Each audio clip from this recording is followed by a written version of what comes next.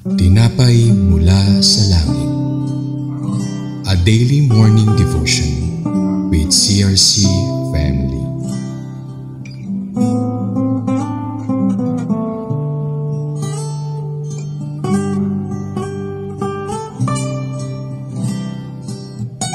Isang pagpalang umaga kapatid, ako si Brother Kit Dustin Carpio ng CRCHS Dr. Church. Samahan niyo po kami sa ating programang Tinapay Mula sa Langit, ang pang-araw-araw nating debosyon sa salita ng Diyos. Ngayong umaga po ay matutunghayan natin ang Joshua chapter 1 verses 2 to 3 na tumatalakay sa mga pangako ng Panginoon kay Joshua at sa lahat ng Israel. Ngunit bago po tayo magsimula, tayo po muna'y dumako sa isang maikling panalangin.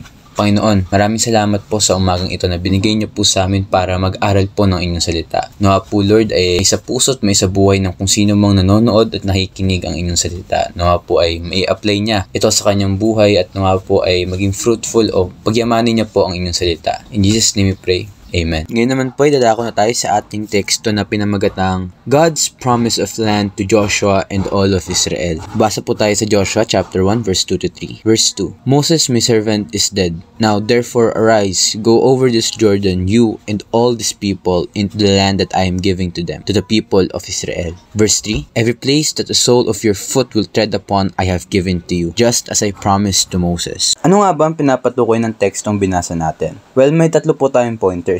It shows God's faithfulness, God's provision, and God's divine mandate or divine commission. Dumako po muna tayo sa God's faithfulness. Makikita natin sa ating teksto na ang Diyos natin ay totoo sa kanyang mga pangako at ang kanyang mga pangako ay totoo sa lahat ng henerasyon. Sabi nga po sa Deuteronomy 7 verse 9, Know therefore that the Lord your God is God. He is the faithful God, keeping His covenant of love to 1,000 generations of those who love Him and keep His commandment. At dumako naman po tayo sa God's provision. Ang promised land ay isa sa mga provisions ni Lord para sa bayan ng Israel, because it is said that the promised land is overflowing of milk and honey, and this symbolizes God's provision ng abundant resources para sa kanyang mga tao. And sabi nga po sa 2 Corinthians 9 verse 8, And God is able to bless you abundantly so that in all things, at all times, having all that you need, you will abound in every good work. All things, which means na hindi lang physical na bagay ang tinutukoy natin na provisions. In our text, God provides Joshua guidance sa kung paano niya maisa sa katuparan ang pangako ng Diyos. And God also provides Joshua authority. At ngayon, dadako tayo sa God's divine mandate or divine commission. Makikita natin sa teksto nito ang commission o utos ng Panginoon kay Joshua na mamumuno sa mga Israelita nang mamatay si Moses. Pinapakita dito sa teksto na ito ang kahalagahan ng discipleship para patuloy na may sakatuparan ang mga pangako ng Diyos. Because of God's commission and clear instructions kay Joshua, this implies His presence on him, which gave him confidence and authority. And just like Joshua, tayong mga anak ng Diyos are also called to His commission, to His purpose. Tinawag tayo upang maglingkod sa Panginoon. At gaya nga ng sabi kanina, God's promise endures through generation, which means na ang pangako ng provisions ng Panginoon kina Joshua